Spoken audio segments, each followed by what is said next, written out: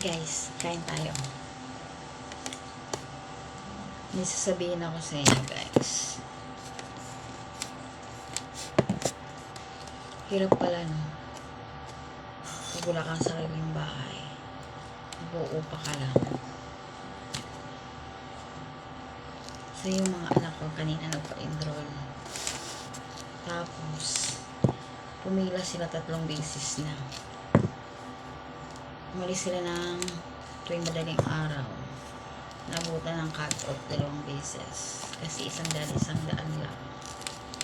Ngayon, nakaabot sana sila sa pila. Di sila nabutan ng cut-off. Hindi naman sila na-enroll. Kasi, hinanapan sila ng uwa. Alam ko kasi yung mga uwa na guys. Sa mga homeowners lang yan. Sa mga sarili kang bahay. Nangungupahan na iba. Tapos hahanapan nila ng uwa bago mag-enroll. Saan kukuha yung mga anak ko niyan? Di ba? Ang hirap ng mga requirements nila ng gano'n. Dapat pag nangungupahan, walang bahay.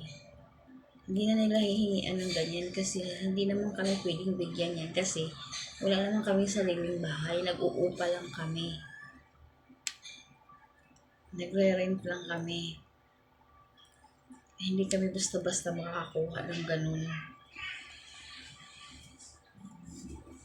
Tapos, masaklap pa niyan.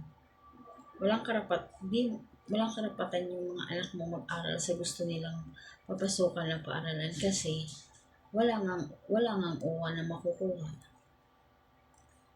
Di nga alam kung saan kami kukuha niyan dahil wala nga kami sariling bahay, nag-uupa lang. Naawa lang ako sa mga anak ko, guys. Real talk yan. Sa mga requirements ng ganyan sa school.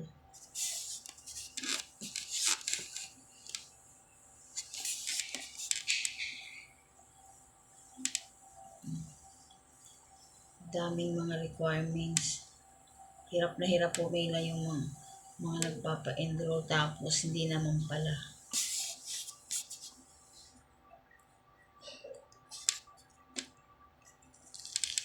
Dahil doon sa uwa na yun, hindi nakapag-enroll sila.